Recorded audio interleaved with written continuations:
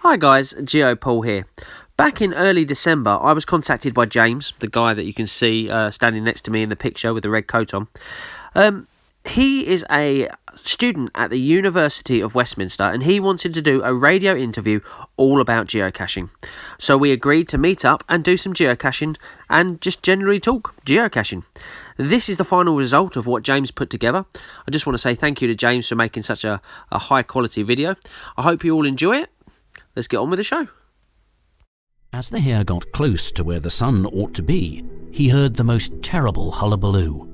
And this is the reason why. I was about 15 when the book Masquerade came out. I remember it gripped the nation. I used to stay up late at night to try and solve the puzzles in the book that would hopefully lead me to the treasure. That treasure was a small bejewelled figure of a hare, made of gold by Mr. Williams himself and buried secretly, as treasure always should be, at dead of night somewhere in England. In any event, the news of its existence and the fact that it was up for grabs by the first person to unravel the hidden clues made Masquerade into an immediate international bestseller. One or two of the hunters even got close, but nobody got close enough until a few days ago when at last the golden hare was unearthed. And then someone found the golden hare. I was really disappointed, but I still had the sense of accomplishment that I'd cracked most of the clues in the book. Through my fourth, my fifth is seen to be the first in every pair. My sixth begins my seventh, the end of time and space. Now I put my parts together to see what's taking place. Could you solve that clue? As you heard, book collector Anthony Arthur tried as a boy, but was unsuccessful in finding the golden hare. The book that launched a national treasure hunt? That would be Masquerade, by artist and author Kit Williams. I spoke online to Kit, who's notoriously reclusive. He emphasised to me, it's not all about finding treasure. It's about opening your eyes to what's in front of you. So if I opened my eyes and hunted round, would I be able to find treasure?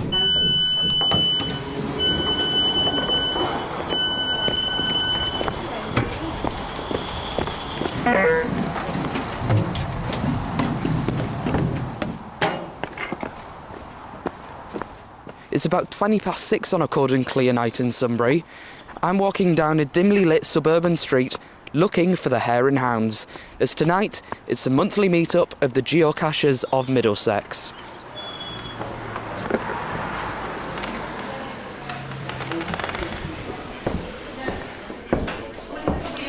Hi there, is this a geocaching? It is indeed. Hi, I'm James. James, hi, I'm Mr. 41.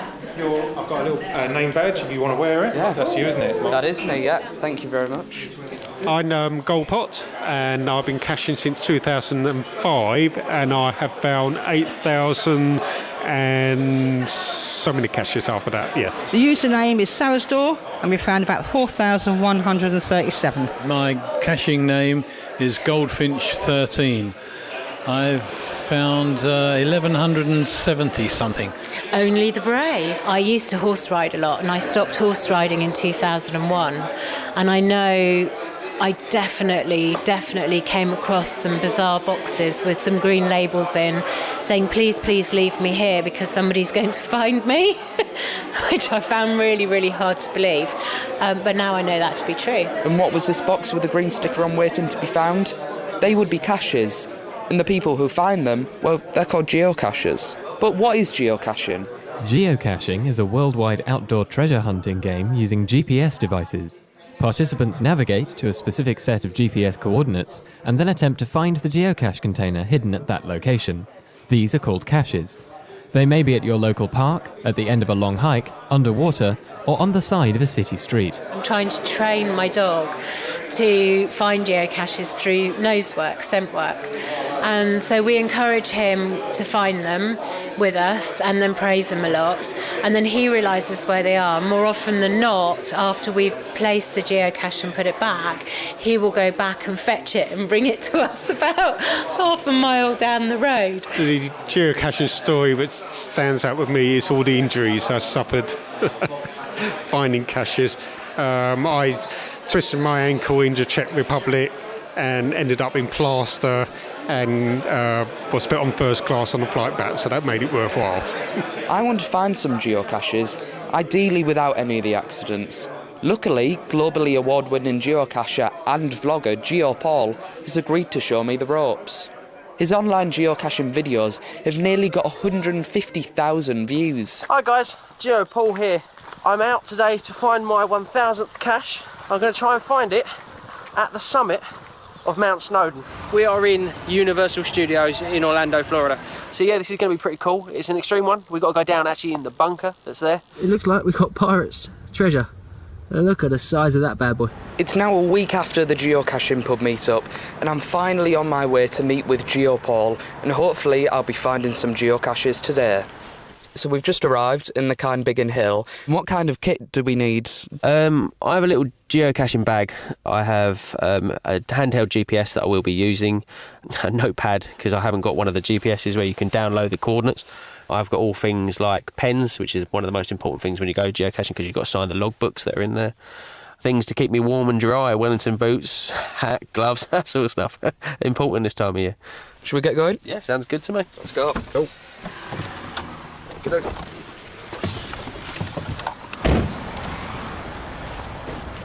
East 0319.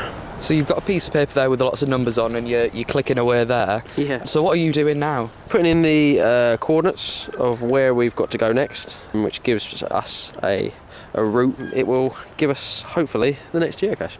We're heading to a slightly north location and the arrow's pointing down the footpath. So let's get going. That sounds good to me. So where did you first discover geocaching and why did you get into it? I came across a geocache being blown up in the USA. So yeah, I looked at that and didn't think much of it, to be honest. And then a couple of months later I came across it again and thought, oh actually, I'll go actually try and find my first one. And I didn't have a decent phone, I didn't have a GPS at the time, and still to this day quite surprised that I actually found it. It was one of those caches that was probably still one of the better caches I've ever found. It's like a fake rock. So in front we've kind of got a trail through bushes. There's no footpath. There's no footpath that way. The footpath goes straight ahead, but this one's going diagonal. Should we go for it? I think we should, yeah. Do you want to make the grab for this one? See, this log is quite an old one. It's out of place. I'm getting on my knees now trying to stop the nettles, the thorns from going in my eyes. Good job I've got glasses on. That's it. And I've got it looks like some sort of maybe pop bottle that's been converted with a red lid on. I'll pass that back to you through there. Yeah, no problem. Yeah. So we're taking the lid off and inside we've got a logbook. The whole sole purpose of it is meant to be so that the geocache owner can check back through logs of who's found it. Anybody can go on geocaching.com, set up a free profile and say that they found caches in 7 different countries in one day. Anybody could do it. But this is a way of the cache owner actually being able to check that we actually have found it. So we've taken the cache out, we've wrote in the logbook. We did. We've sealed it back up tightly so it doesn't get damp. That's it. And I suppose I'm going to put this back now. I'll let you go into the thorns. Thank you very much. So put it down and move the log back over it. Looks okay where it is. I don't think any muggles or people who don't play geocaching probably wouldn't know what that is. So yeah, it's all good to go for the next cache to come find. Okay, so the coordinates are in the GPS for the last one, which is an unknown cache, unknown sized cache, so it could be anything, so should be an interesting one. You have a YouTube channel, you have Facebook, Twitter. Why did you decide to start taking a camera out when you went geocaching? I used to watch a lot of the geocaching videos and the rest of the geocaching vloggers on YouTube.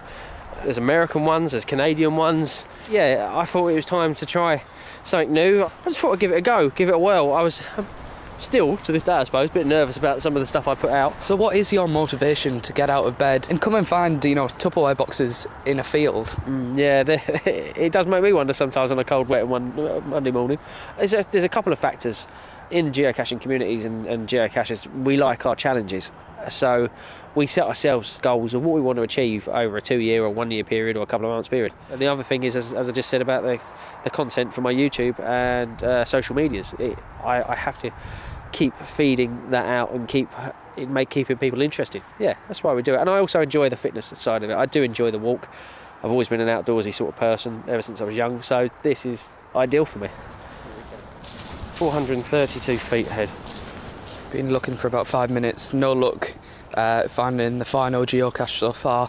A lot of spiky trees about. So we haven't found it, we've decided to carry on now. Yeah. What do you kind of feel when you don't find a geocache? frustration. Depends on how long I've actually looked. That was a 20-25 minute search probably. Comes with the nature of the game, I suppose, of you won't find them all, and it's just one of those things. You just got to kind of swallow your pride, and it's just part of the game. So as I stand here in a muddy field on a winter's day, I can't help myself in thinking that from the people I've met, they're getting more out of geocaching than finding Tupperware treasure. They're hunting for a sense of achievement, for a sense of accomplishment, and to be part of a community. So if you open your eyes, you might just find some treasure.